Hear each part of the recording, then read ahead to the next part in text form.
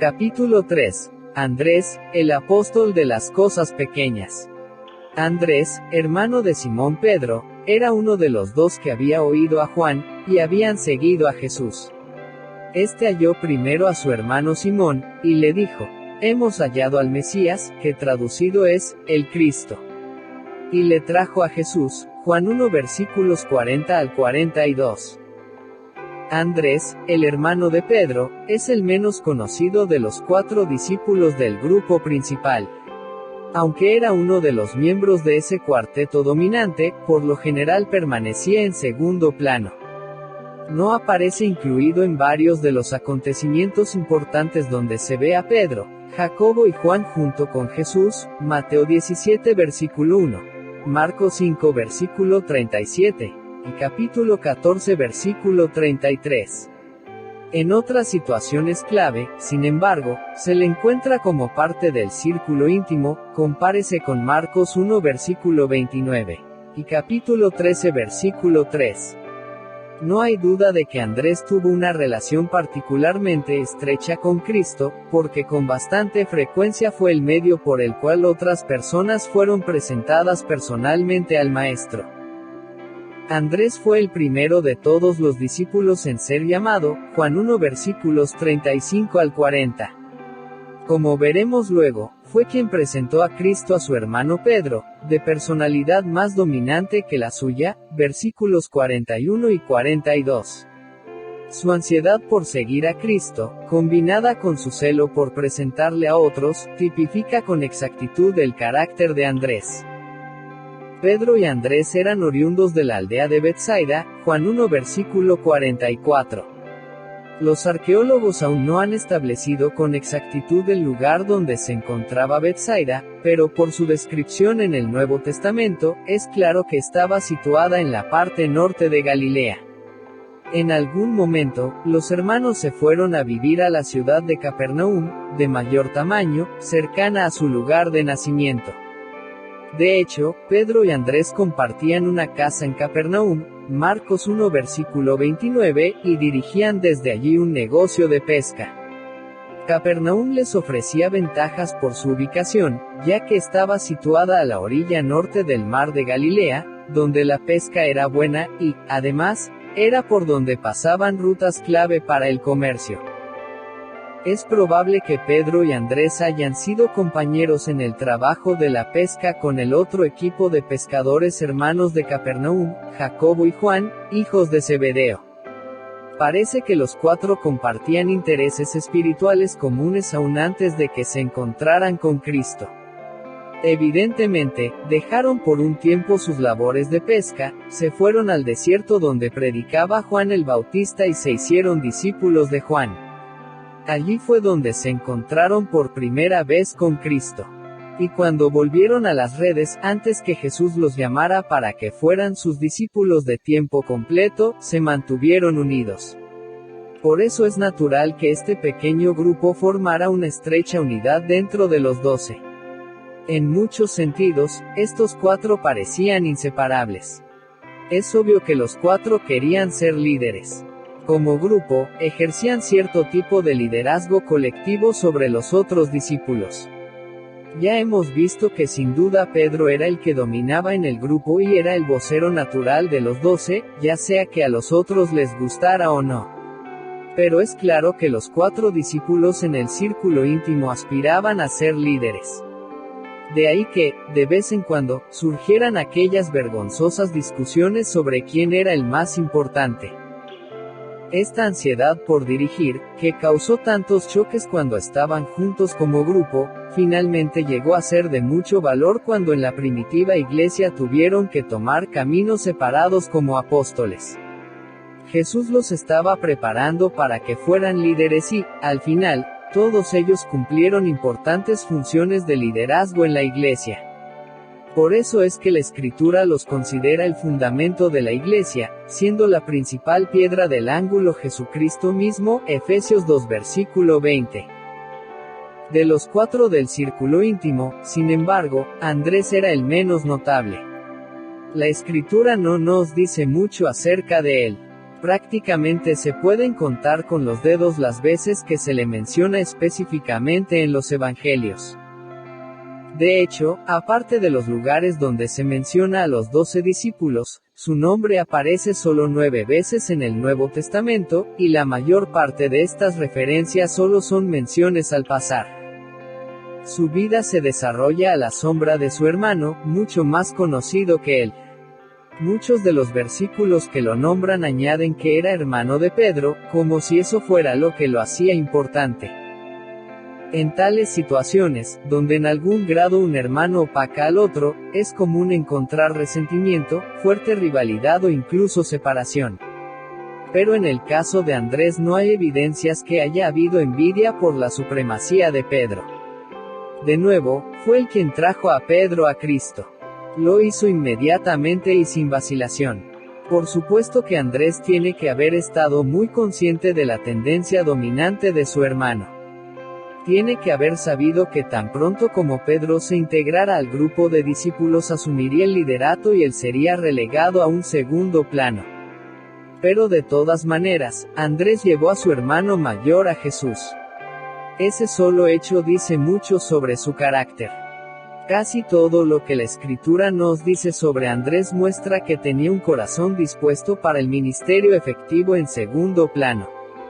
No buscaba ser el foco de atención. Parecía no sentirse afectado por aquellos que eran objeto de la atención pública. Más bien parecía feliz de hacer lo que podía con el llamado y los dones que Dios le había concedido, y dejaba que los demás hicieran lo mismo. De todos los discípulos en el círculo íntimo, él parece el menos contencioso y el más considerado. Como ya lo hemos visto, Pedro tendía a ser impetuoso, a correr adelante tontamente y a decir la palabra equivocada en el momento equivocado. A menudo era respondón, torpe, imprudente e impulsivo. Jacobo y Juan tenían el apodo de hijos del trueno, debido a su tendencia a ser imprudentes. Evidentemente, también eran los que provocaban muchas de las discusiones sobre quién era el más grande. Pero en el caso de Andrés no hay nada de eso. Cada vez que habla, lo cual es raro de encontrar en la Escritura, siempre dice lo correcto, no lo incorrecto. Cada vez que actúa aparte de los otros discípulos, siempre hace las cosas bien. Cuando menciona su nombre, la Escritura nunca dice algo negativo a las acciones de Andrés. Hubo, por cierto, ocasiones cuando, siguiendo el liderazgo de Pedro, o actuando en acuerdo con los demás discípulos, cometió los mismos errores que cometieron ellos. Pero cuando su nombre es mencionado expresamente, o cuando se eleva por sobre los demás y actúa o habla individualmente, la Escritura lo elogia por lo que hace. Fue un líder eficaz aun cuando nunca ocupó un lugar de notoriedad. Aunque hermanos, Andrés y Pedro tenían estilos de liderazgo totalmente diferentes. Pero así como Pedro tenía las condiciones perfectas para su llamado, Andrés las tenía también para él. De hecho, Andrés tal vez sea un modelo mejor que Pedro para muchos de los líderes de las iglesias, porque muchos que entran en el ministerio tienen que trabajar en relativa oscuridad, como él, y no alcanzan renombre y prominencia, como ocurrió con Pedro. El nombre Andrés quiere decir varonil, y en su caso parece una descripción apropiada. Por supuesto, la clase de pesca con redes que él y los demás usaban requería un alto grado de fuerza física. Pero Andrés también tenía otras características de virilidad. Era valiente, decidido y reflexivo. Nada en él es débil o cobarde. Era impulsado por una pasión por la verdad, y estaba dispuesto a someterse a las más extremas formas de privaciones y austeridad para lograr su objetivo. Recuerde que cuando Jesús y él se encontraron por primera vez, Andrés ya era un hombre devoto que se había unido al grupo de discípulos de Juan el Bautista, quien era bien conocido por su apariencia ruda y su estilo de vida austero. Estaba vestido de pelo de camello, y tenía un cinto de cuero alrededor de sus lomos, y su comida era langostas y miel silvestre, Mateo 3 versículo 4. Vivía y ministraba en el desierto, alejado de todas las comodidades de la vida de la ciudad. Difícilmente alguien que no estuviera dispuesto a vivir una vida dura podía seguir a Juan el Bautista como discípulo. El Evangelio de Juan describe el primer encuentro de Andrés con Jesús. Esto ocurrió en el desierto, donde Juan el Bautista estaba predicando el arrepentimiento y bautizaba a los que se convertían. El apóstol Juan registra el incidente en calidad de testigo ocular, porque él y Andrés estaban allí juntos como discípulos de Juan el Bautista. El apóstol Juan no se identifica por nombre. Se mantiene anónimo en su evangelio hasta el final, pero en la forma que relata los detalles de este encuentro, dándonos incluso la hora del día. Sugiere que tuvo conocimiento de primera mano del incidente. Obviamente, él era el otro discípulo mencionado en el relato. El encuentro personal de Andrés con Jesús tuvo lugar al día siguiente del bautismo de Jesús. Capítulo 1 versículos 29 al 34, Andrés y Juan se encontraban junto a Juan el Bautista cuando llegó Jesús y, al verlo, Juan el Bautista dijo, «He aquí el Cordero de Dios», Juan 1 versículos 35 al 36. Inmediatamente ellos dejaron a Juan y siguieron a Jesús, versículo 37. No se piense que estaban siendo desleales a su mentor. Todo lo contrario. Juan el Bautista ya había expresamente negado que él fuera el Mesías. Cuando los judíos enviaron de Jerusalén sacerdotes y levitas para que le preguntasen, ¿tú quién eres? Confesó, y no negó, sino confesó, yo no soy el Cristo, Juan 1 versículos 19 y 20. Cuando la gente lo presionó para que explicara quién era, dijo, yo soy la voz de uno que clama en el desierto. Enderezad el camino del Señor, como dijo el profeta Isaías, versículo 23. Así es que Juan ya había dicho en la forma más clara y directa que él solo era el precursor del Mesías. Había venido a preparar el camino y a indicar a la gente la dirección correcta. En realidad, el corazón mismo del mensaje de Juan el Bautista era la preparación para el Mesías, que ya estaba por llegar. Andrés y Juan tienen que haber estado envueltos en la emoción de la expectativa mesiánica, esperando solo el momento en que la persona correcta fuera identificada.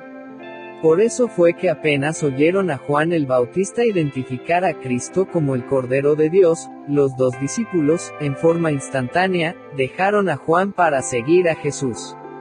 Al hacer esto, tomaron la decisión correcta. Sin duda que Juan el Bautista mismo tiene que haber aprobado su decisión. El relato bíblico continúa, diciendo, y volviéndose Jesús, y viendo que le seguían, les dijo, ¿qué buscáis? Ellos le dijeron, Rabí, que traducido es, Maestro, ¿dónde moras? Les dijo, venid y ved. Fueron, y vieron dónde moraba, y se quedaron con él aquel día, versículos 38 y 39. Eran alrededor de las 4 de la tarde, la hora 10, según el versículo 39, cuando se encontraron con Jesús. Lo siguieron hasta el lugar donde él se estaba hospedando y pasaron el resto del día con él. Como esto ocurrió cerca de donde estaba Juan el Bautista en el desierto, probablemente era una casa alquilada o quizás solo un cuarto en una rústica posada.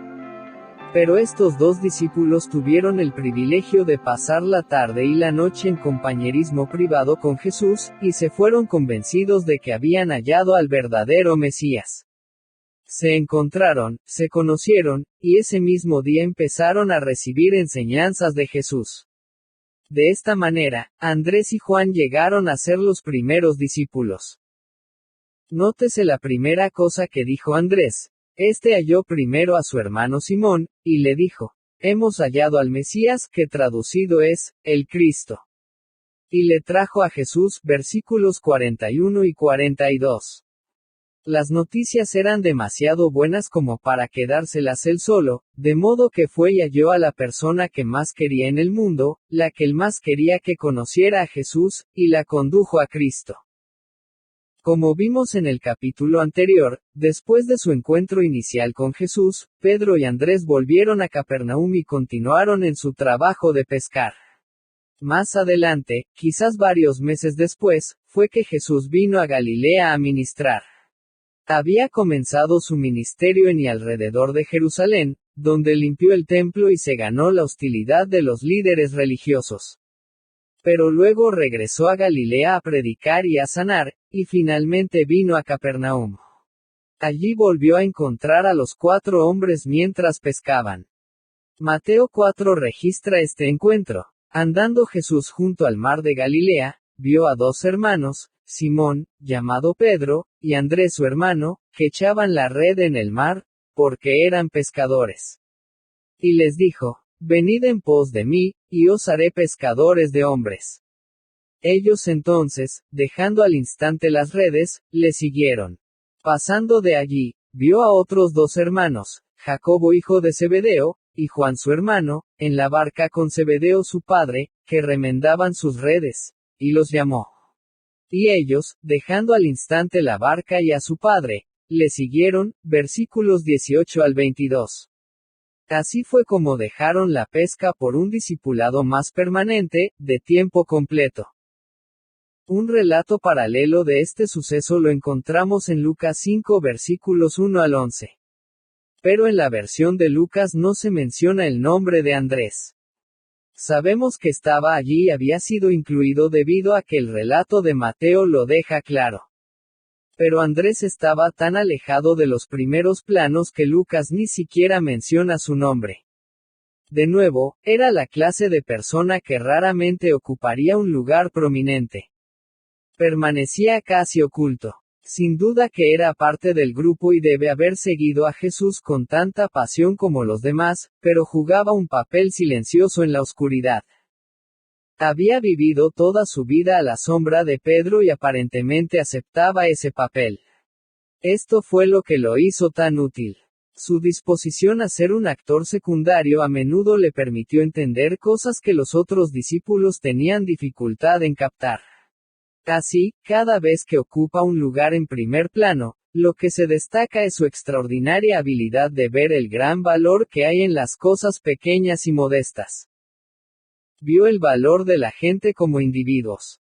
Cuando trató con la gente, por ejemplo, Andrés apreció plenamente el valor de una sola alma.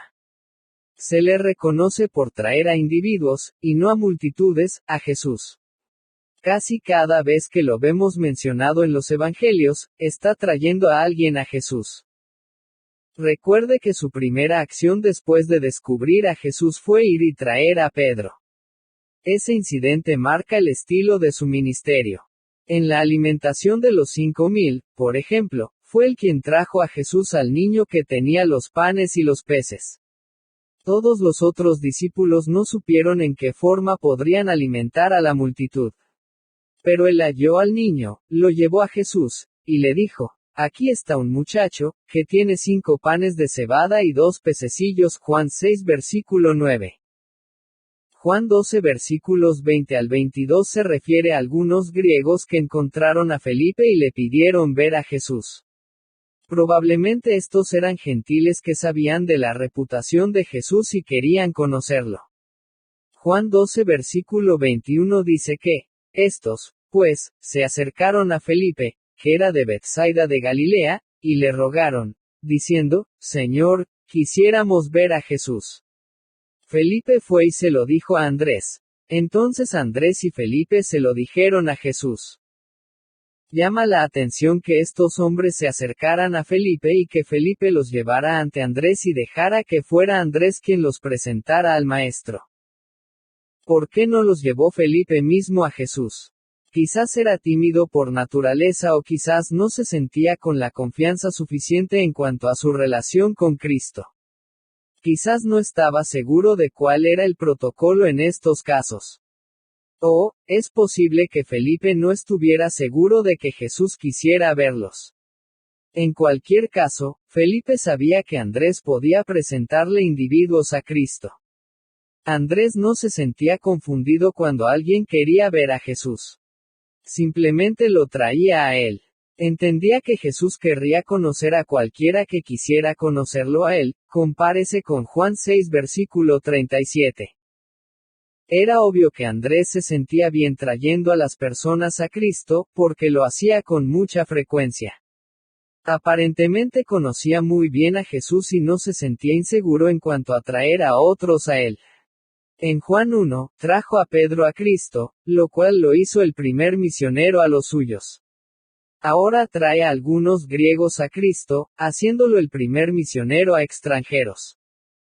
Una cosa que he observado en todos mis años de ministerio es que los aspectos más efectivos e importantes de la evangelización por lo general tienen lugar en un plano personal, individual. La mayoría de la gente no viene a Cristo como una respuesta inmediata a un sermón que han oído en medio de una muchedumbre de gente. Vienen a Cristo debido a la influencia de un individuo. La iglesia que pastoreo trata de fomentar un ambiente evangelístico. Y las personas vienen a Cristo en una forma regular. Casi cada domingo en nuestros cultos vespertinos bautizamos a varios nuevos creyentes. Cada uno da un testimonio antes de ser bautizado. Y en la abrumadora mayoría de los casos, dicen que vinieron a Cristo básicamente debido al testimonio de un compañero de trabajo, un vecino, un familiar o un amigo. De vez en cuando oímos a alguien decir que se convirtió en respuesta directa a un mensaje que oyó en la iglesia o a un sermón que escuchó por radio. Pero aun en tales casos, es generalmente debido a la influencia de alguien que los animó a escuchar o los trajo a la iglesia. No hay duda de que la forma más efectiva de traer a la gente a Cristo es uno a la vez, sobre una base individual. Tanto Andrés como su hermano Pedro tenían corazones evangelísticos, pero sus métodos eran dramáticamente diferentes. Pedro predicó en Pentecostés, y 3,000 personas fueron añadidas a la iglesia. Nada en la escritura indica que Andrés haya predicado a una multitud o haya conmovido a gran número de personas.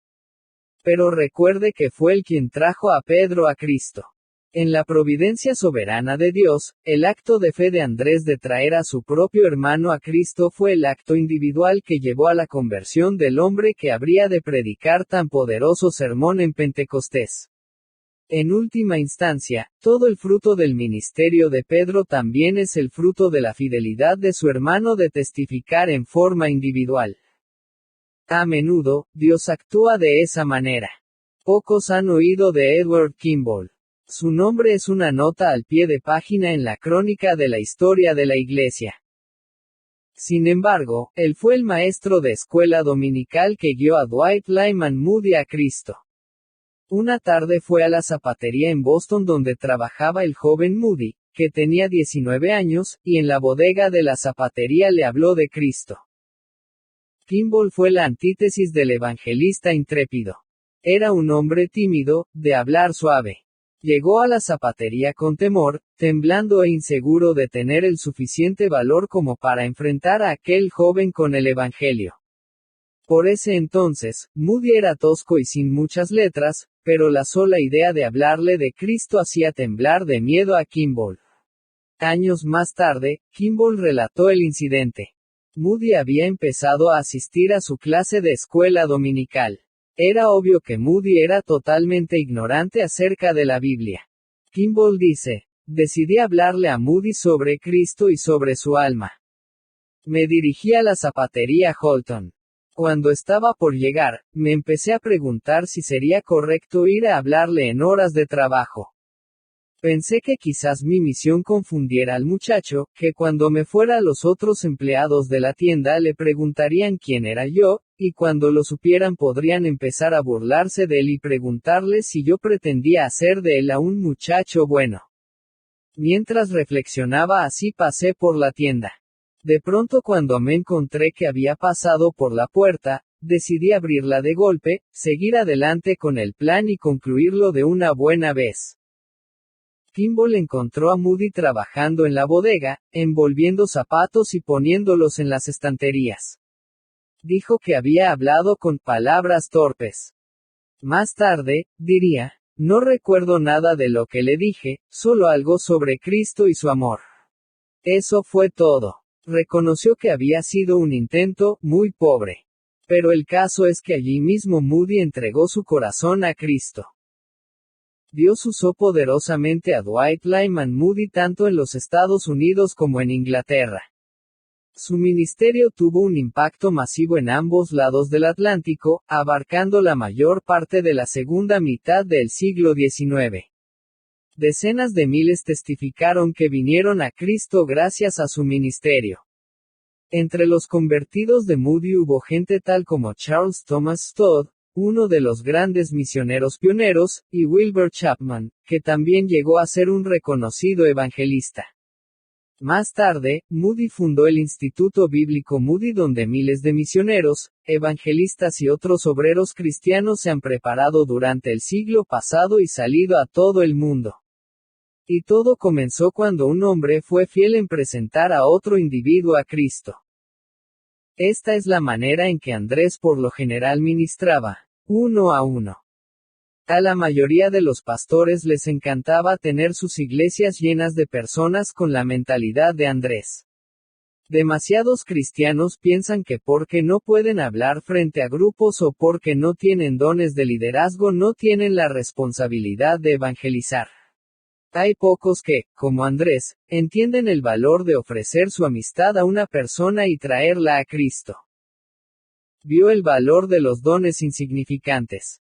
Algunas personas ven el cuadro global más claramente solo porque aprecian el valor de las cosas pequeñas. Andrés entra en esa categoría. Esto se hace claro en el relato que hace Juan de la alimentación de los 5,000. Jesús había ido a un monte para estar a solas con sus discípulos. Como ocurría con frecuencia cuando tomaba un respiro en su ministerio público, las buliciosas multitudes lo encontraban. Esto ocurrió justo antes de la Pascua, la fiesta más importante en el calendario judío. Eso significa que fue precisamente un año antes que Jesús fuera crucificado. De pronto, una enorme multitud se acercaba. De alguna manera, habían descubierto dónde estaba Jesús. Se acercaba la hora de comer, y el pan sería el tema de la lección objetiva en el mensaje que Jesús predicaría a la multitud. Así que él dejó bien claro que quería alimentar a toda esa gente. Le preguntó a Felipe dónde podrían comprar pan. Juan agrega un comentario editorial para enfatizar el hecho de que Jesús estaba soberanamente en control de esas circunstancias, pero esto decía para probarle, porque él sabía lo que había de hacer. Juan 6 versículo 6. Felipe evaluó rápidamente la situación, determinó que solamente tenían 200 denarios. Un denario correspondía a un día de trabajo de un obrero, de modo que 200 denarios serían aproximadamente la paga por 8 meses de trabajo. Era una suma importante, pero la multitud era tan grande que los 200 denarios no alcanzaban para comprar suficiente comida para todos. La visión de Felipe se ofuscó por el tamaño de la necesidad. Él y los demás discípulos no sabían qué se podría hacer en este caso. Mateo, refiriéndose a este mismo incidente, dice que los discípulos dijeron: el lugar es desierto, y la hora ya pasada. Despide a la multitud, para que vayan por las aldeas y compren de comer. Mateo 14 versículo 15. Pero Jesús les respondió: no tienen necesidad de irse. Dadles vosotros de comer. Versículo 16. Los discípulos deben de haberse sentido como en un callejón sin salida. La demanda de Jesús parecía irrazonable. Y fue a esa altura que habló Andrés. Aquí está un muchacho, que tiene 5 panes de cebada y 2 pececillos. Juan 6 versículo 9. Por supuesto, Andrés sabía que 5 panes de cebada y 2 pequeños peces no serían suficientes para alimentar a 5,000 personas, pero, en su estilo típico, de todos modos trajo al niño ante Jesús. Jesús había mandado a los discípulos que alimentaran a la gente, y Andrés sabía que él no les habría dado tal orden sin hacer posible que ellos la obedecieran. De modo que Andrés hizo lo mejor que pudo. Identificó una posible fuente de comida y se aseguró que Jesús lo supiera. Algo en él parecía entender que nada es insignificante en las manos de Jesús. Juan continúa el relato. Entonces Jesús dijo: haced recostar la gente. Y había mucha hierba en aquel lugar, y se recostaron como en número de 5,000 varones.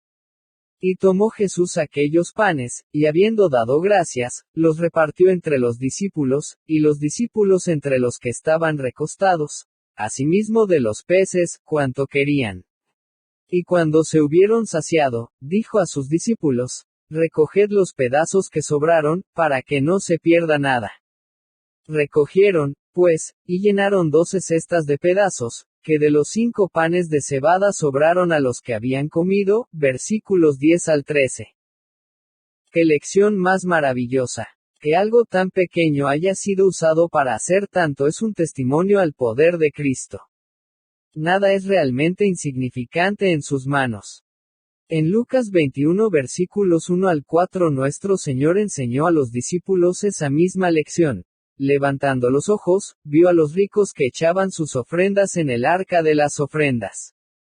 Vio también a una viuda muy pobre, que echaba allí 2 blancas.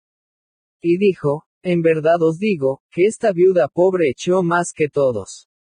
Porque todos aquellos echaron para las ofrendas de Dios de lo que les sobra, mas esta, de su pobreza echó todo el sustento que tenía. En otras palabras, la persona pobre que da todo lo que tiene está dando mucho más que el rico que da una gran suma de su abundancia. La habilidad de Dios para usar un don no tiene nada que ver con el tamaño de ese don. Es la fidelidad del dador, no el tamaño de lo que se da, lo que indica la medida correcta de la importancia de la dádiva. Esto es algo difícil de entender para la mente humana. Pero de alguna manera, Andrés pareció saber instintivamente que no estaba desperdiciando el tiempo de Jesús al traer esa cantidad tan pequeña. No es lo grande del regalo lo que cuenta, sino la grandeza del Dios a quien se le ofrece. Andrés había montado el escenario para el milagro. Por supuesto, Jesús no necesitaba el almuerzo de aquel niño para alimentar a la multitud. Pudo haber creado comida de la nada. Pero la forma en que alimentó a los 5,000 ilustra la forma en que Dios siempre actúa. Él toma lo que la gente le trae con sacrificio y que a veces es tan insignificante y lo multiplica para hacer cosas monumentales. Andrés vio el valor del servicio que no sobresale. Algunas personas no quieren participar en la banda si no tocan el tambor mayor. Jacobo y Juan tenían esa tendencia, y también Pedro. Pero no Andrés. Nunca se encuentra su nombre interviniendo en grandes discusiones. Estaba más preocupado en traer gente a Jesús que en acumular méritos o aparecer como encargado de algo. No le llamaba la atención el honor. Nunca oímos que dijera algo a menos que tuviera relación con traer a alguien a Jesús. Andrés es la exacta imagen de todos los que trabajan silenciosamente, en lugares humildes, no sirviendo al ojo, como los que quieren agradar a los hombres, sino como siervos de Cristo, de corazón haciendo la voluntad de Dios. Efesios 6 versículo 6. No era una columna impresionante como Pedro, Jacobo y Juan.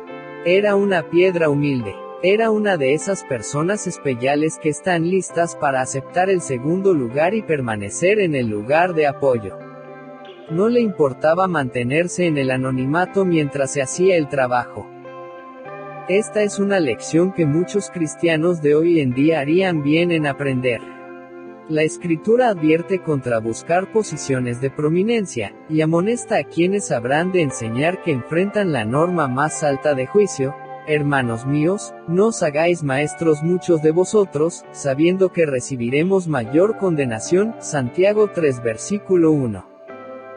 Jesús enseñó a los discípulos, si alguno quiere ser el primero, será el postrero de todos, y el servidor de todos. Marcos 9 versículo 35. Se requiere ser una persona muy especial para ser un líder con un corazón de siervo. Andrés lo fue. Hasta donde sabemos, Andrés nunca predicó a multitudes o fundó alguna iglesia. Nunca escribió una epístola. No es mencionado en el libro de los Hechos ni en ninguna de las epístolas. En las páginas de la Escritura él es más una silueta que un retrato. De hecho, la Biblia no registra lo que pasó con Andrés después de Pentecostés. Cualquiera haya sido el papel que desempeñó en la historia de la iglesia primitiva, se mantuvo siempre tras bastidores. La tradición dice que llevó el evangelio hacia el norte. Eusebio, el antiguo historiador de la iglesia, dice que llegó hasta Escitia. Por eso es que Andrés es el santo patrono de Rusia. También es el santo patrono de Escocia. Finalmente fue crucificado en Acaya, que está en el sur de Grecia, cerca de Atenas. Uno de los relatos dice que llevó a Cristo a la esposa de un gobernador provincial romano, lo que enfureció al esposo de ella. Este quiso que su esposa renunciara a su devoción a Jesucristo, pero ésta se negó a hacerlo. Entonces el gobernador hizo crucificar a Andrés. Por orden del gobernador, y para prolongar sus sufrimientos, los que lo crucificaron lo amarraron a la cruz en lugar de clavarlo. La tradición dice que la cruz era en forma de X. De acuerdo a la mayor parte de los relatos, permaneció colgado de la cruz durante 2 días, tiempo en el que exhortó a los que pasaban a que se volvieran a Cristo para alcanzar salvación. Después de toda una vida de ministerio a la sombra de su más famoso hermano y en el servicio de su Señor, tuvo el mismo destino de ellos, manteniéndose fiel hasta el final y aún esforzándose por traer personas a Cristo. ¿Fue él un hombre de poca importancia? No, fue un privilegiado. Fue el primero en oír que Jesús era el Cordero de Dios. Fue el primero en seguir a Cristo. Fue parte del círculo íntimo, y tenía acceso íntimo a Cristo. Su nombre estará inscrito, junto con los nombres de los demás apóstoles, en los fundamentos de la ciudad eterna, la Nueva Jerusalén. Y mejor que todo, tuvo toda una vida de privilegio, haciendo lo que más amaba: llevar a personas al Señor. Gracias a Dios por personas como Andrés. Son los individuos silenciosos, que trabajan fielmente pero en el anonimato, dando dones insignificantes y sacrificiales, que el Señor usa para alcanzar lo más grande. No reciben mucho reconocimiento, pero eso no les importa. Lo único que quieren es oír al Señor decir, bien hecho. Y el legado de Andrés es el ejemplo que dejó para mostrarnos que en un ministerio efectivo, con frecuencia lo que cuenta son las cosas pequeñas. Las personas, los dones insignificantes y el servicio sin ostentación. Dios se deleita en usar estas cosas porque, lo necio del mundo escogió Dios, para avergonzar a los sabios, y lo débil del mundo escogió Dios, para avergonzar a lo fuerte, y lo vil del mundo y lo menospreciado escogió Dios, y lo que no es, para deshacer lo que es, a fin de que nadie se jacte en su presencia. Primera carta a los Corintios 1 versículos 27 al 29.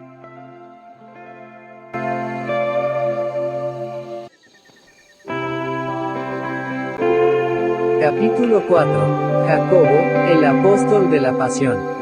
El rey Herodes echó mano a algunos de la iglesia para maltratarles. Y mató a espada a Jacobo, hermano de Juan. Hechos 12 versículos 1 y 2. De los 3 discípulos en el círculo íntimo de Jesús, Jacobo es el que nos resulta menos familiar. El relato bíblico prácticamente carece de detalles explícitos sobre su vida y carácter. En los evangelios nunca aparece como un personaje solo, sino que siempre es presentado haciendo pareja con su hermano más joven y más conocido, Juan. La única vez que se le menciona solo, es en el libro de los Hechos, donde se registra su martirio. Este relativo silencio sobre Jacobo es irónico porque desde una perspectiva humana, él parecía ser el que lógicamente dominaría el grupo. Entre Jacobo y Juan, Jacobo era el mayor. Esta es, indudablemente, la razón por que su nombre siempre aparece primero cuando los dos se mencionan juntos. Y entre los dos grupos de hermanos, la familia de Jacobo y Juan parece haber tenido mucho más prominencia que la familia de Pedro y Andrés. Esto se percibe por el hecho que a menudo se hace referencia a Jacobo y Juan simplemente como los hijos de Zebedeo, Mateo capítulos 20 versículo 20, 26 versículo 37, y 27 versículo 56, Marcos 10 versículo 35, Lucas 5 versículo 10, Juan 21 versículo 2, haciendo suponer que Zebedeo era un hombre de cierta importancia. Es posible que el prestigio de Zebedeo se haya debido a su éxito financiero, a su linaje familiar o a ambos. Aparentemente era un hombre de recursos. Su compañía de pesca era suficientemente grande como para emplear a un buen número de jornaleros, Marcos 1 versículo 20. Además, la familia entera de Zebedeo tenía suficiente estatus ya que el apóstol Juan era conocido del sumo sacerdote, y por eso fue que pudo conseguir que permitieran la entrada de Pedro al patio del sumo sacerdote la noche del arresto de Jesús, Juan 18 versículos 15 y 16. ¿Hay alguna evidencia de los escritos sobre la iglesia primitiva de que Zebedeo era levita y estaba estrechamente relacionado con la familia del sumo sacerdote? Cualquiera que haya sido la razón para la prominencia de Zebedeo, la escritura hace claro que era un hombre de importancia y que la reputación de su familia iba desde Galilea a la familia del sumo sacerdote en Jerusalén. Jacobo, como el hermano mayor de tan prominente familia, debió de haber sentido que tenía todo el derecho de considerarse el principal de los apóstoles. Es probable que esa haya sido una de las razones principales para que hubiera tantas disputas sobre quién de ellos sería el mayor, Lucas 22 versículo 24. Pero en realidad Jacobo nunca tomó el primer lugar entre los apóstoles, excepto en que fue el primero en ser martirizado. Jacobo es una figura mucho más importante de lo que podríamos imaginar, basados en lo poco que sabemos de él.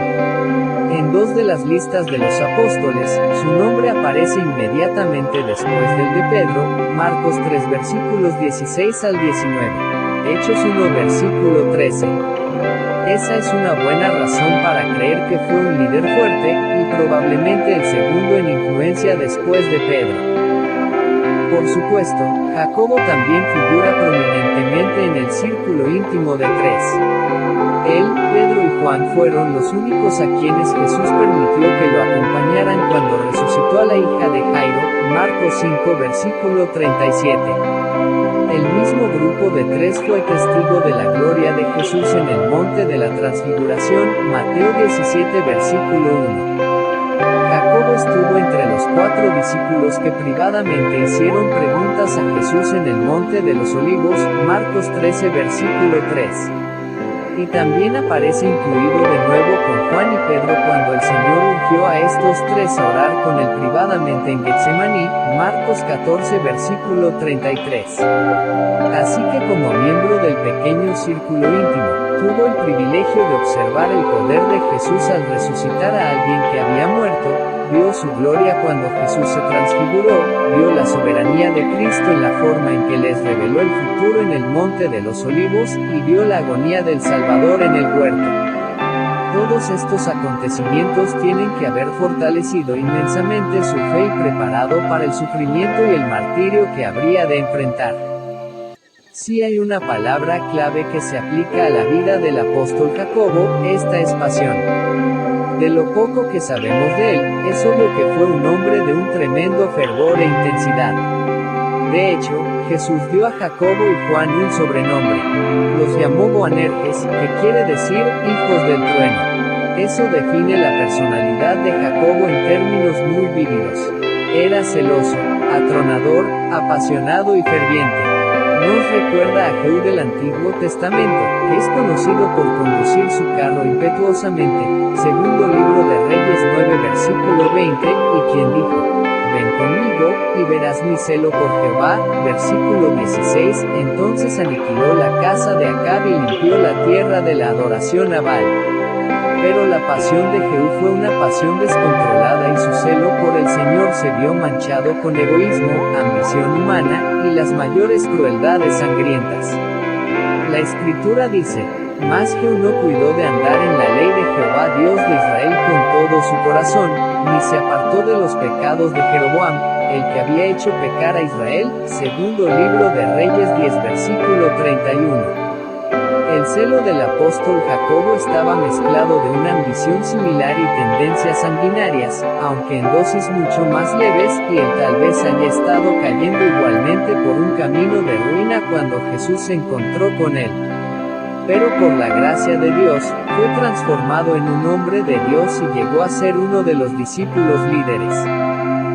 Marcos, que registra que Jesús llamó a Jacobo y Juan, hijos del trueno, incluye ese dato en su lista de los 12, mencionándolo en la misma forma que señala que Simón fue llamado Pedro, Marcos 3 versículo 17. No sabemos con qué frecuencia Jesús llamó por su sobrenombre a Jacobo y a Juan. La mención que hace Marcos es la única que aparece en toda la Escritura. A diferencia del nombre de Pedro, con el que obviamente parecía querer infundirle valor y moldear su carácter hasta que fuera firme como una roca, Boanerges parece haber sido dado a los hijos de Zebedeo para reprenderlos cuando estos dejaban que sus fervientes temperamentos naturales se les fueran de las manos. Quizás el Señor lo usó para lograr un efecto de humor al reprenderlos amorosamente. Lo poco que sabemos acerca de Jacobo subraya el hecho de que tenía una disposición apasionada. Mientras Andrés traía calladamente a las personas a Jesús, Jacobo deseaba hacer caer fuego del cielo para que destruyera a pueblos enteros. Incluso el hecho de que Jacobo haya sido el primero en sufrir el martirio, y que ese martirio fuera ejecutado nada menos que por Herodes, sugiere que Jacobo no era un hombre pasivo y sutil, sino más bien que tenía un estilo que incomodaba las cosas, lo que lo hacía crearse rápidamente enemigos a muerte. En el liderazgo espiritual hay un lugar legítimo para personas con una personalidad de trueno. Elías tenía esa clase de carácter. Es posible que Elías haya constituido un modelo para Jacobo cuando quería que descendiera fuego del cielo. Nehemías era igualmente apasionado, compárese con Nehemías 13 capítulo 25. Juan el Bautista también tenía un fuerte temperamento. Aparentemente, Jacobo estaba hecho de la misma fibra. Era franco, nervioso e impaciente con los malvados. No hay nada inherentemente malo en tal fervor y celo. Recuerde que el propio Jesús hizo un azote y limpió el templo. Y cuando lo hizo, sus discípulos recordaron que estaba escrito, el celo de tu casa me consume, Juan 2 versículo 17. Compárese con Salmo 69 versículo 9. Jacobo sabía muy bien lo que era sentirse consumido por el celo del Señor. Probablemente mucho de lo que vio hacer a Jesús contribuyó a aumentar su celo, como por ejemplo cuando el Señor censuró a los líderes judíos, cuando maldijo a las ciudades de Corazín y Betsaida y cuando confrontó y destruyó poderes demoníacos. El celo es una virtud cuando es verdaderamente celo por la justicia. Pero a veces el celo es menos que justo. El celo sin el conocimiento puede ser mortal, compárese con Romanos 10 versículo 2. El celo sin la sabiduría es peligroso. El celo mezclado con la insensibilidad a menudo es cruel. Cuando el celo se desintegra en pasión descontrolada, puede ser mortal. Y a veces Jacobo tendía a dejar que este celo dañino lo llegara a controlar. Dos incidentes en particular ilustran este punto. Uno es el episodio cuando Jacobo quería que descendiera fuego del cielo. El otro es cuando Jacobo y Juan pidieron a su madre que cabildeara para conseguir los mejores lugares para ellos en el reino. Veamos estos dos casos. Fuego del cielo. Lucas 9 versículos 51 al 56 nos ofrece el mejor vislumbre de por qué Jacobo y Juan eran conocidos como los hijos del trueno. Jesús se estaba preparando para pasar por Samaria. Se dirigía a Jerusalén para la Pascua final, que él sabía que culminaría con su muerte, sepultura y resurrección. Lucas dice, cuando se cumplió el tiempo en que él había de ser recibido arriba, afirmó su rostro para ir a Jerusalén. Y envió mensajeros delante de él, los cuales fueron y entraron en una aldea de los samaritanos para hacerle preparativos. Mas no le recibieron, porque su aspecto era como de ir a Jerusalén, versículos 51 al 53. Es un hecho significativo que Jesús decidiera pasar por Samaria.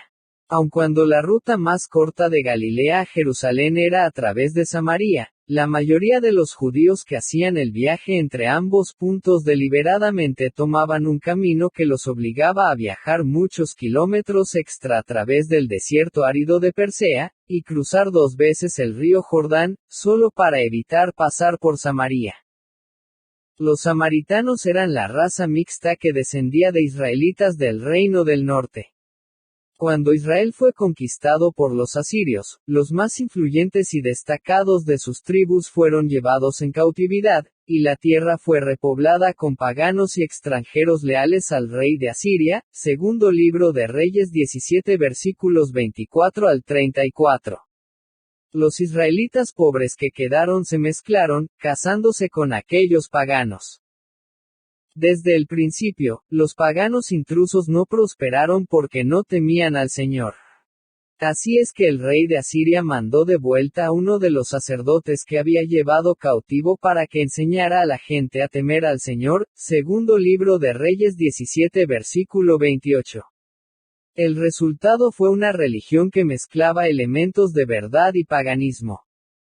Temían a Jehová, y honraban a sus dioses, según la costumbre de las naciones de donde habían sido trasladados, versículo 33. En otras palabras, seguían diciendo que adoraban a Jehová como Dios, y aparentemente aceptaban el Pentateuco como escritura, pero fundaron su propio sacerdocio, construyeron su propio templo e idearon un sistema sacrificial de su propia hechura. En resumen, hicieron una nueva religión basada en gran parte en tradiciones paganas. La religión de los samaritanos es un ejemplo clásico de lo que ocurre cuando la autoridad de la escritura es sometida a la tradición humana. El lugar original del templo de los samaritanos estaba en el monte Gerizim, en Samaria. Aquel templo se construyó durante el tiempo de Alejandro el Grande, pero había sido destruido unos 125 años antes del nacimiento de Cristo. Sin embargo, Gerizim seguía considerándose santo por los samaritanos, quienes estaban convencidos que aquel monte era el único lugar donde Dios podía ser adorado apropiadamente. Por eso fue que la mujer samaritana de Juan 4 versículo 20 le dijo a Jesús: Nuestros padres adoraron en este monte, y vosotros decís que en Jerusalén es el lugar donde se debe adorar. Obviamente, este fue uno de los puntos importantes bajo disputa entre judíos y samaritanos. Hasta el día de hoy un pequeño grupo de descendientes de samaritanos siguen adorando en el monte Gerizim.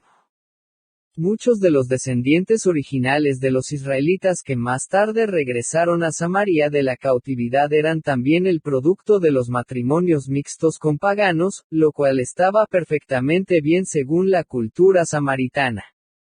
Por supuesto, los judíos consideraban a los samaritanos como una raza mestiza y su religión como un mestizaje religioso. Por eso es que, durante el tiempo de Jesús, se toman tanto trabajo para evitar pasar por Samaria. Toda la región era considerada impura. Pero en este caso, el rostro de Jesús estaba puesto hacia Jerusalén y, como lo había hecho antes, Juan 4 versículo 4, escogió la ruta más directa a través de Samaria. A lo largo del camino, él y sus seguidores necesitarían lugares donde comer y pasar la noche. Como el grupo que viajaba con Jesús era bastante grande, él envió mensajeros delante para que hicieran arreglo para el hospedaje. Debido a que era obvio que Jesús se dirigía a Jerusalén a celebrar la Pascua, y como los samaritanos creían que todas esas fiestas y ceremonias debían celebrarse en el monte Gerizim, no quisieron proveer hospedaje a los mensajeros de Jesús. Los samaritanos no solo odiaban a los judíos sino que también odiaban la adoración que tenía lugar en Jerusalén. De modo que los planes de Jesús no les interesaban en absoluto. Él representaba todo lo judío que ellos despreciaban, de modo que rechazaron de plano la solicitud. El problema no era que no tenían un lugar donde hospedarlos, sino que sencillamente no quisieron hacerlo. Eran deliberadamente hostiles. Si Jesús intentaba pasar por su ciudad camino a Jerusalén, ellos tratarían de ponerle todos los obstáculos posibles. Odiaban a los judíos y a su sistema de adoración tanto como los judíos los odiaban a ellos y a su sistema de adoración. En lo que tenía que ver con los samaritanos, lo justo era pagar con la misma moneda. Por supuesto, Jesús nunca les había manifestado sino buena voluntad. Había sanado a un samaritano leproso y alabado a ese hombre por su expresión de agradecimiento, Lucas 17 versículo 16. Había aceptado agua de una mujer samaritana y a cambio le había dado el agua de vida, Juan 4 versículo 7 al 29. Había permanecido en el pueblo de aquella mujer por 2 días, evangelizando a sus vecinos, Juan 4 versículos 39 al 43. Había hecho un héroe de un samaritano en una de sus más conocidas parábolas, Lucas 10 versículos 30 al 37. Más tarde, enviaría a sus discípulos a predicar el Evangelio en Samaria, Hechos 1 versículo 5. Siempre había demostrado su total amabilidad y buena voluntad hacia ellos. Pero ahora, lo estaban tratando con deliberada hostilidad. Jacobo y Juan, los hijos del trueno, se llenaron inmediatamente de un apasionado enojo. Y no tardaron en encontrar el remedio para la situación. Dijeron, Señor, ¿quieres que mandemos que descienda fuego del cielo, como hizo Elías, y los consuma? Lucas 9 versículo 54. La referencia a Elías estaba llena de significado. El incidente al cual Jacobo y Juan se estaban refiriendo había tenido lugar en esta misma región. Ellos conocían el Antiguo Testamento, de modo que conocían su histórica referencia a Samaria. Aquí vemos el odio profundo que los judíos sentían por Samaria. Es un hecho histórico que el nombre Samaria estaba asociado con la idolatría y la apostasía mucho antes de la conquista de los asirios.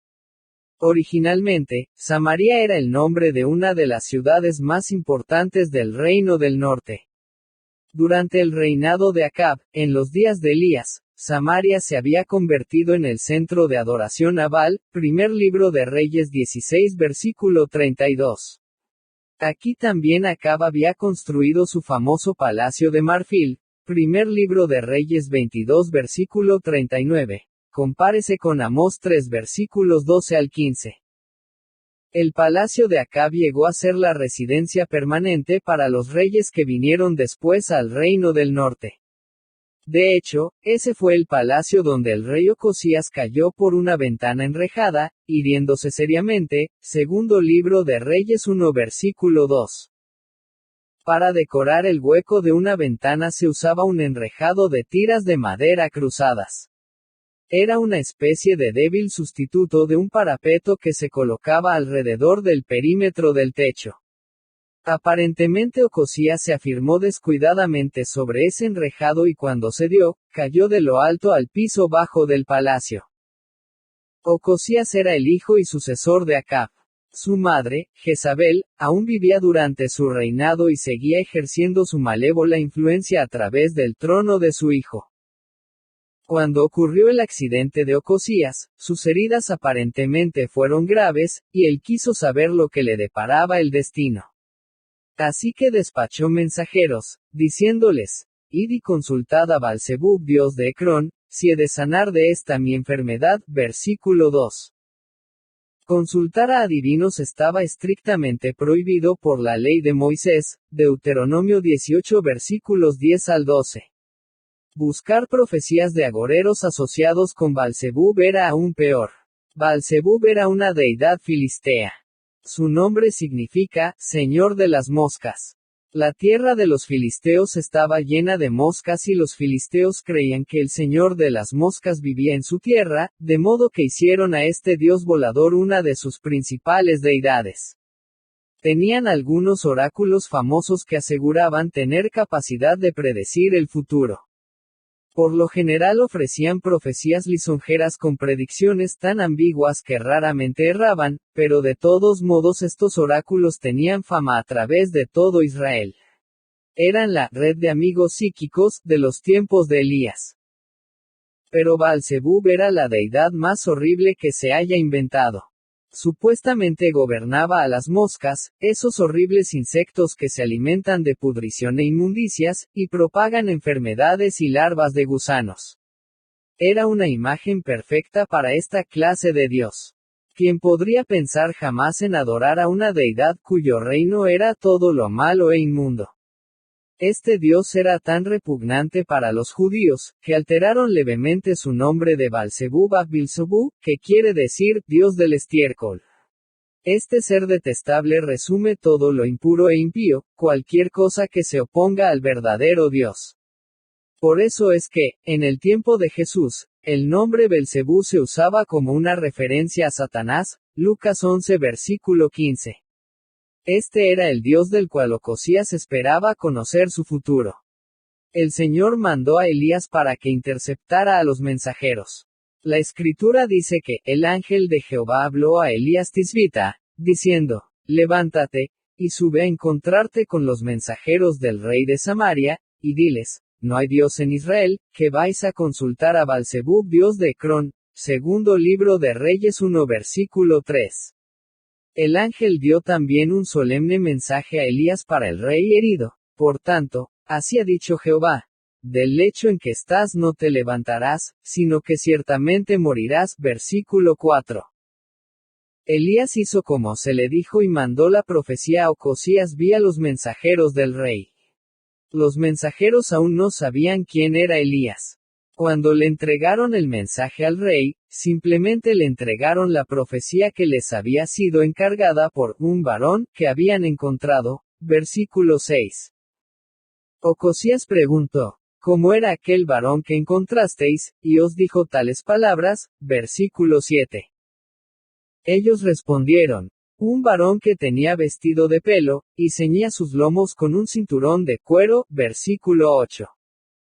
Ocosías supo inmediatamente de quién se trataba. Es Elías Tisbita. Versículo 8. Por años, Elías había sido el justo castigo de Acab y Jezabel por lo que era bien conocido por Ocosías. Naturalmente, Ocosías lo odiaba y probablemente decidió darle muerte. Por eso envió a un capitán de 50 con sus 50 hombres para confrontarlo. Versículo 9. El hecho de que Ocosías mandara a tantos soldados prueba que sus intenciones no eran pacíficas. Probablemente sus órdenes eran que lo arrestaran y lo llevaran a su presencia para ver su ejecución y regocijarse con ella. Entonces el capitán subió a donde él estaba, y aquí que él estaba sentado en la cumbre del monte. Versículo 9. A Elías no le preocupaba en absoluto el tamaño del regimiento que había ido por él. Él no se estaba escondiendo ni huyendo de ellos, sencillamente estaba plácidamente sentado en la cumbre del cerro, donde sin duda podrían encontrarlo. El capitán le dijo, varón de Dios, el rey ha dicho que desciendas. Versículo 9. La respuesta de Elías fue directa. Si yo soy varón de Dios, descienda fuego del cielo, y consúmete con tus 50. Y descendió fuego del cielo, que lo consumió a él y a sus 50. Versículo 10. La expresión del hebreo sugiere que la compañía completa fue consumida, reducida a cenizas en un instante.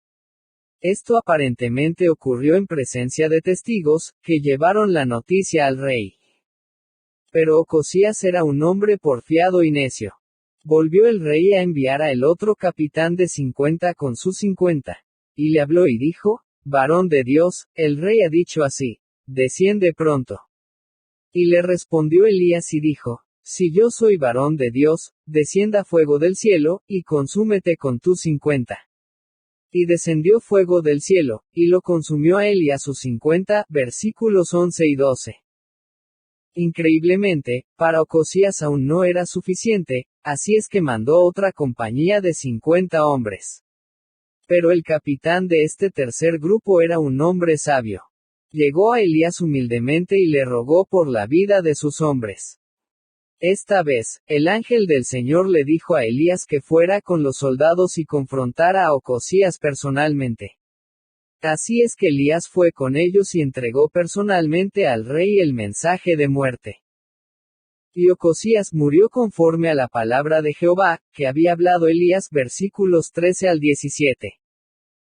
Todo eso había tenido lugar en la misma región por la que Jesús se proponía pasar en su viaje a Jerusalén. Los discípulos conocían muy bien la historia del tremendo triunfo de Elías. Era uno de los episodios clásicos del Antiguo Testamento que recordarían con solo viajar por esos lugares. De manera que cuando Jacobo y Juan sugirieron que descendiera fuego del cielo como una respuesta apropiada a la falta de hospitalidad de los samaritanos, probablemente pensaron que tenían un buen precedente para hacerlo. Después de todo, Elías no había sido condenado por sus acciones. Al contrario, en ese tiempo y bajo tales circunstancias, era la respuesta apropiada del profeta. Pero, en el caso de Jacobo y Juan, no era la respuesta adecuada. En primer lugar, sus motivos eran malos. Se percibe un tono de arrogancia en su petición. Señor, ¿quieres que mandemos que descienda fuego del cielo, como hizo Elías, y los consuma? Por supuesto, ellos no tenían el poder de hacer que cayera fuego del cielo. Cristo era el único del grupo que tenía tal poder. Si esa hubiera sido la respuesta apropiada, él lo hubiera hecho por sí mismo. Juan y Jacobo estaban sugiriendo atrevidamente que Jesús les diera a ellos el poder de hacer descender fuego del cielo. Cristo mismo había sido desafiado muchas veces por sus adversarios para que produjera tales milagros cósmicos, y él siempre se había rehusado. Compárese con Mateo 12 versículo 39. Jacobo y Juan estaban en efecto pidiéndole que los capacitara para hacer lo que sabían que él no haría. Además, la misión de Jesús era muy diferente de la de Elías. Él había venido a salvar, no a destruir. Por lo tanto, respondió a los hermanos Boanerges con una rotunda reprensión. Vosotros no sabéis de qué espíritu sois. Porque el Hijo del Hombre no ha venido para perder las almas de los hombres, sino para salvarlas. Lucas 9 versículos 55 y 56. Después de todo ese tiempo con Jesús, como no podían reconocer el espíritu de todo lo que les había enseñado. El Hijo del Hombre vino a buscar y a salvar lo que se había perdido. Lucas 19 versículo 10. Él estaba en una misión de rescate, no de juicio. Aunque tenía todo el derecho de exigir adoración absoluta, dijo, el Hijo del Hombre no vino para ser servido, sino para servir, y para dar su vida en rescate por muchos. Mateo 20 versículo 28. Porque no envió Dios a su Hijo al mundo para condenar al mundo, sino para que el mundo sea salvo por él. Juan 3 versículo 17. Jesús mismo había dicho, yo, la luz, he venido al mundo, para que todo aquel que cree en mí no permanezca en tinieblas. Al que oye mis palabras, y no las guarda, yo no le juzgo, porque no he venido a juzgar al mundo, sino a salvar al mundo. Juan 12 versículo 46 y 47. Por supuesto, viene el tiempo cuando Jesús juzgará al mundo. La Escritura dice, cuando se manifieste el Señor Jesús desde el cielo con los ángeles de su poder, en llama de fuego, para dar retribución a los que no conocieron a Dios, ni obedecen al Evangelio de nuestro Señor Jesucristo, los cuales sufrirán pena de eterna perdición, excluidos de la presencia del Señor y de la gloria de su poder. Segunda carta a los Tesalonicenses 1 versículos 7 al 9.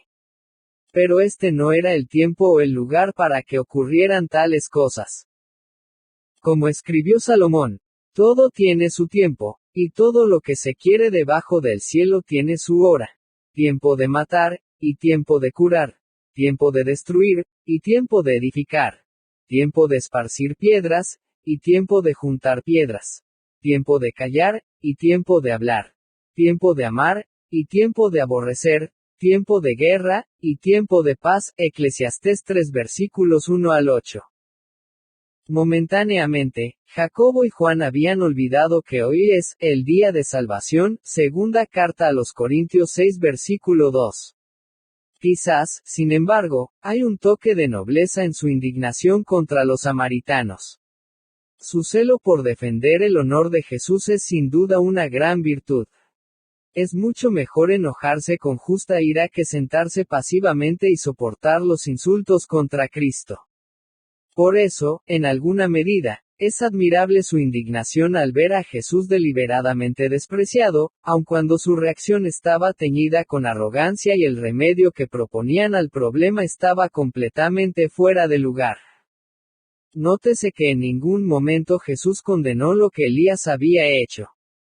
Ni tampoco estaba abogando por una forma totalmente pacifista de enfrentar todos los conflictos. Lo que Elías hizo lo hizo para la gloria de Dios y con la aprobación expresa de Dios.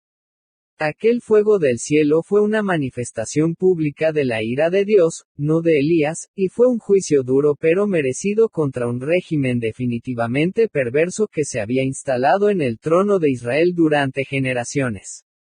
Tan extrema maldad provocó medidas externas de juicio. Por supuesto, que esa destrucción instantánea sería apropiada cada vez que alguien peca, si así fuera como Dios escogiera tratar con nosotros. Pero, afortunadamente, no es así. Sus misericordias están sobre todas sus obras, Salmo 145 versículo 9. Él es misericordioso y piadoso, tardo para la ira, y grande en misericordia y verdad, Éxodo 34 versículo 6. Él no quiere la muerte del impío, sino que se vuelva el impío de su camino, y que viva, Ezequiel 33 versículo 11. El ejemplo de Jesús enseñó a Jacobo que la bondad amorosa y la misericordia son virtudes que hay que cultivar, tanto, y a veces más que la indignación justa y el celo apasionado. Nótese lo que ocurrió. En lugar de pedir fuego del cielo, se fueron a otra aldea, Lucas 9 versículo 56. Sencillamente buscaron y encontraron hospedaje en otra parte. Fue un poco inconveniente, quizás, pero mucho mejor y más apropiado en aquellas circunstancias que el remedio propuesto por Jacobo y Juan para la falta de hospitalidad de los samaritanos. Unos pocos años después de esto, cuando la iglesia primitiva empezó a crecer y el mensaje del Evangelio se extendió más allá de Judea, Felipe el diácono, descendiendo a la ciudad de Samaria, les predicaba a Cristo, Hechos de los Apóstoles 8 versículo 5. Y ocurrió algo maravilloso. Y la gente, unánime, escuchaba atentamente las cosas que decía Felipe, oyendo y viendo las señales que hacía.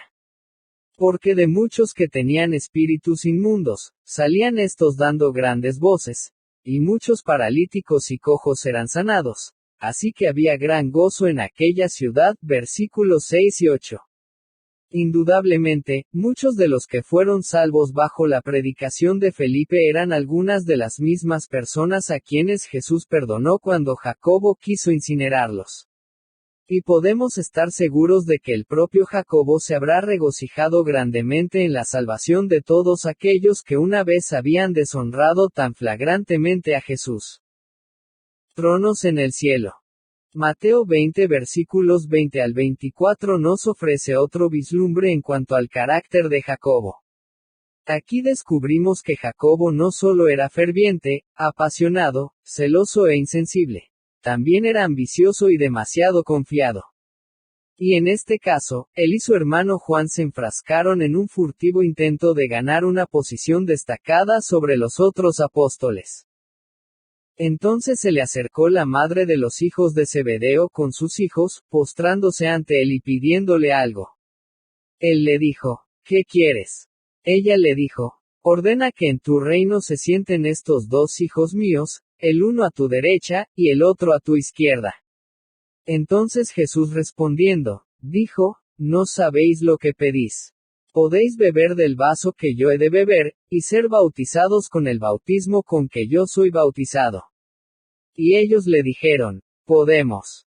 Él les dijo, a la verdad, de mi vaso beberéis, y con el bautismo con que yo soy bautizado, seréis bautizados. Pero el sentaros a mi derecha y a mi izquierda, no es mío darlo, sino a aquellos para quienes está preparado por mi Padre. Cuando los 10 oyeron esto, se enojaron contra los dos hermanos. Marcos también registra este incidente, pero él no menciona que Jacobo y Juan buscaron la intercesión de su madre. Aunque Mateo dice que es ella quien hace la petición a Jesús, una comparación con el relato de Marcos parece indicar que fueron sus hijos los que le pidieron que lo hiciera. Porque comparando Mateo 27 versículo 56 con Marcos 16 versículo 1, descubrimos que la madre de Jacobo y Juan se llamaba Salomé. Ella era una de las muchas mujeres, las cuales habían seguido a Jesús desde Galilea, sirviéndole, Mateo 27 versículo 55, lo que sugiere que ellas proveían apoyo financiero y probablemente ayudaban a preparar la comida, compárese con Lucas 8 versículos 1 al 3. Debido a la afluencia económica de la familia, Salomé quizás pudo estar acompañando a sus hijos por un periodo más largo, viajando con el grupo que seguía a Jesús a todas partes y ayudando con las necesidades de tipo logístico, práctico y financiero. Indudablemente, la idea de la sorprendente petición de Salomé se incubó en las mentes de Jacobo y Juan debido a la promesa que Jesús hace en Mateo 19 versículo 28. De cierto os digo que en la regeneración, cuando el Hijo del Hombre se siente en el trono de su gloria, vosotros que me habéis seguido también os sentaréis sobre 12 tronos, para juzgar a las 12 tribus de Israel.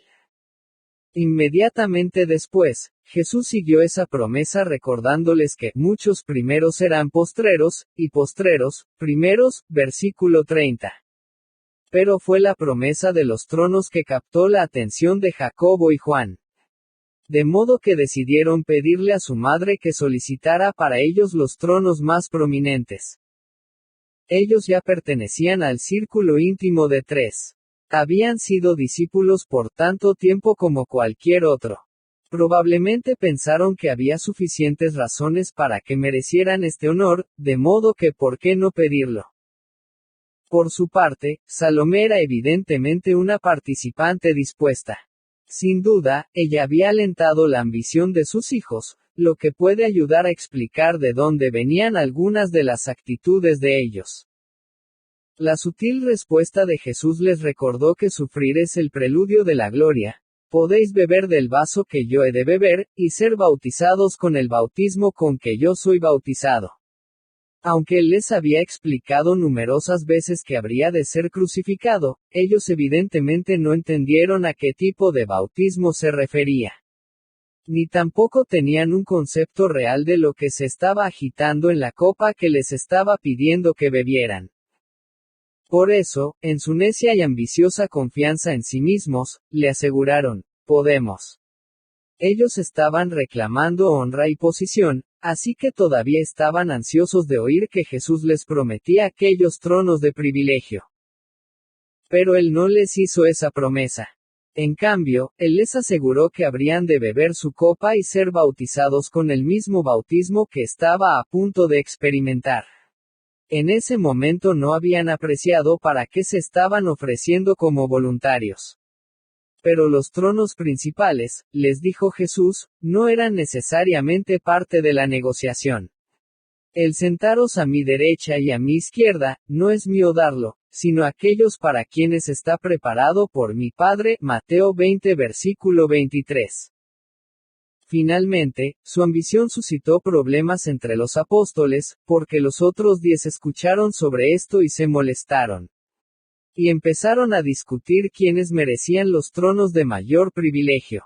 El asunto de quiénes merecían los mejores tronos se convirtió en un debate tan grande entre ellos, que lo llevaron a la mesa en que comieron la última cena, Lucas 22 versículo 24. Jacobo quería una corona de gloria. Jesús le dio una copa de sufrimiento. Quería poder y Jesús le dio la función de servir. Quería un lugar de prominencia y Jesús le dio una tumba de mártir. Quería gobernar y Jesús le dio una espada, no para empuñarla sino para que fuera el instrumento de su propia ejecución. 14 años después de esto, Jacobo sería el primero de los 12 que sería muerto por su fe. Una copa de sufrimiento. El final de la historia de Jacobo desde una perspectiva terrenal se registra en Hechos de los Apóstoles 12 versículos 1 al 3. En aquel mismo tiempo el rey Herodes echó mano a algunos de la iglesia para maltratarlos. y mató a espada a Jacobo, hermano de Juan. Y viendo que esto había agradado a los judíos, procedió a prender también a Pedro. Recuerde que este es el único lugar en la escritura donde Jacobo aparece mencionado solo, incluso aparte de su hermano.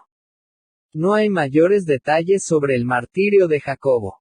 La escritura dice que Herodes fue el que lo mató y que el instrumento de ejecución fue una espada, lo que hace suponer que fue decapitado.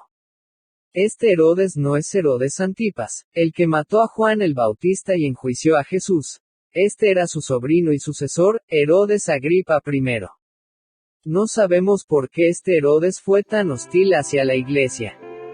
Por supuesto todos sabían que su tío había participado en la conspiración para matar a Cristo, de modo que la predicación de la cruz tiene que haber sido motivo de vergüenza para la dinastía herodiana, compárese con Hechos de los Apóstoles 4 versículo 27. Además, es claro que Herodes quería aprovecharse de las tensiones entre la iglesia y los líderes religiosos judíos para sacar ventaja política. Comenzó con una campaña de hostigamiento contra los cristianos hasta llegar al asesinato. Cuando vio cuánto complacía esto a los dirigentes judíos, puso sus ojos en Pedro. Pedro escapó milagrosamente y poco después Herodes mismo murió bajo el juicio de Dios. La escritura dice que después que Pedro hubo escapado, Herodes hizo matar a los guardias de la prisión y fue a Cesarea, Hechos de los Apóstoles 12 versículo 19. Estando allí, aceptó la clase de adoración que le corresponde solo a Dios. Y el pueblo aclamaba gritando, voz de Dios, y no de hombre. Al momento un ángel del Señor le hirió, por cuanto no dio la gloria a Dios, y expiró comido de gusanos, versículos 22 y 23. De esta manera, la amenaza contra la iglesia, auspiciada por Herodes con su campaña de hostigamiento y muerte, llegó a su fin. Pero es notable que Jacobo fuera el primero de los apóstoles en ser asesinado. Jacobo es el único apóstol cuya muerte ha quedado registrada en la escritura. Claramente, Jacobo era todavía un hombre de pasión. Su pasión, ahora bajo el control del Espíritu Santo, había sido tan determinante en la propagación de la verdad que provocó la ira de Herodes. Obviamente, Jacobo estuvo donde siempre esperó estar, y donde Cristo lo había entrenado para que estuviera en la línea de vanguardia mientras el Evangelio avanzaba y la iglesia crecía. Ese hijo del trueno había sido adiestrado por Cristo, capacitado por el Espíritu Santo, y moldeado por todos aquellos medios para que llegara a ser un hombre cuyo celo y ambición fueron instrumentos útiles en las manos de Dios para la expansión del reino. Todavía era valiente, celoso y comprometido con la verdad, y aparentemente había aprendido a usar aquellas cualidades para el servicio del Señor, más que para su propio engrandecimiento. Y ahora su poder era tan grande que cuando Herodes decidió que era tiempo de detener el avance de la iglesia, Jacobo fue el primer hombre que tuvo que morir.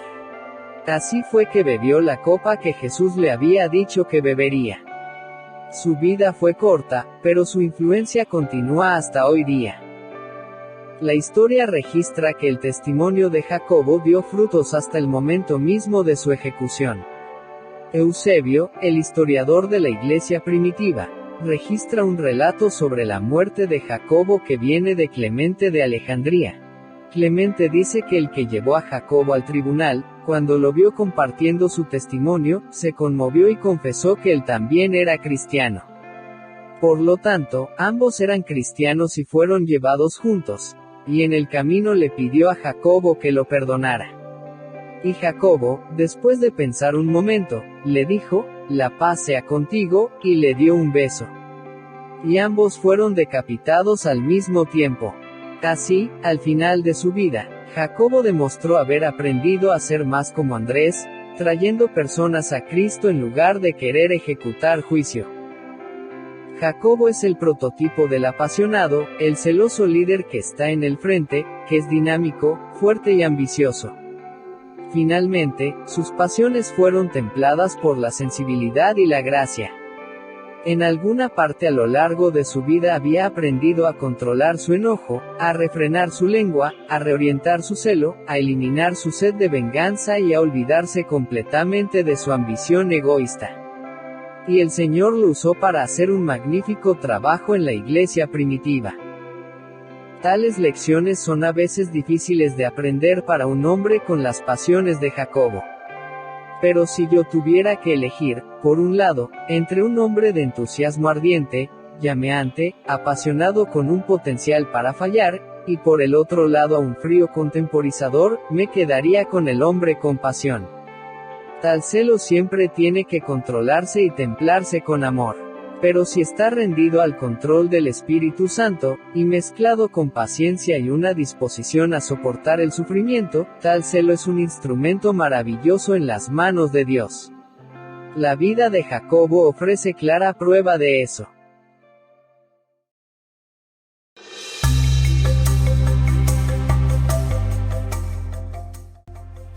Querido amigo audiolector, en nombre del equipo de El Políglota Cristiano, le saludamos y nos complace que disfrute de este canal creado y diseñado para usted, donde podrá escuchar en su idioma las adaptaciones de los mejores títulos cristianos.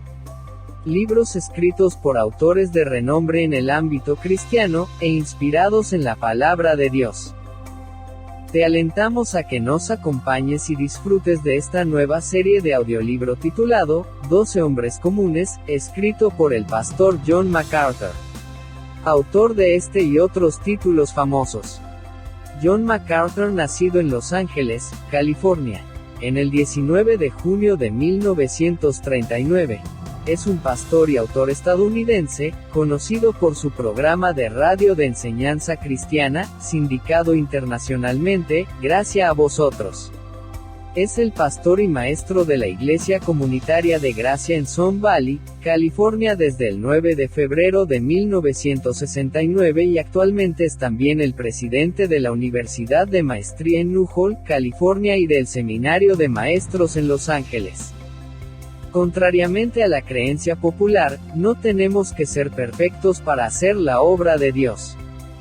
John MacArthur examina los 12 hombres que Cristo eligió como sus discípulos y nos ayuda a descubrir cómo nosotros podemos transformar nuestras propias imperfecciones en herramientas útiles para impactar a otros. Sin ir más lejos, las debilidades de los 12 discípulos están preservadas para siempre a través de las páginas del Nuevo Testamento. Jesús eligió gente común, como pescadores, recolectores de impuestos, políticos fanáticos y cambió sus debilidades en puntos fuertes, produciendo grandeza de la total inutilidad. MacArthur delinea principios del cuidadoso entrenamiento de los primeros 12 discípulos, para los discípulos modernos como tú. Y si te ha gustado este video y el canal, te animamos a que nos apoyes a crecer dando me gusta y suscribiéndote para que podamos seguir trabajando para así traerte el mejor contenido. Hasta la próxima semana. Dios te bendiga.